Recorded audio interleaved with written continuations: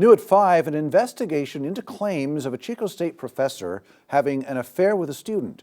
Action News Now reporter Margot Rowe today spoke with students about how this may impact their education. Newly released university records and state court documents showed that Chico State professor David Statura had an affair with a student. Statura teaches in the biological science department. The online publication EdSource released an article with a Title IX investigation report showing Statura had a sexual affair with a student in 2020.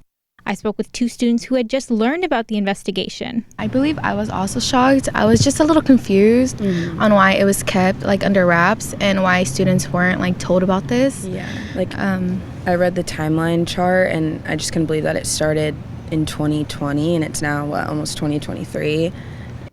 Both students asked to remain anonymous. It's really just terrible that our faculty was dealing with something like this and then getting no support about it. It's just not fair. I've had a couple of teachers that say they felt uncomfortable and they weren't able to tell us anything and still continue on teaching us and working with him.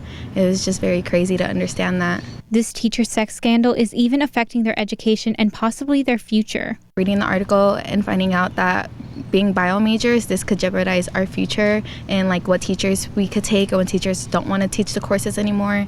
It's just gonna mess up our resume at the end of this. Statura offers research lab experience, which is crucial for these students' education and career.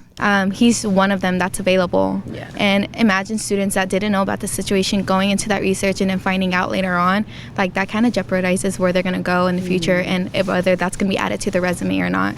Statura does have tenure with the university. They say he received it before the investigation started in 2020.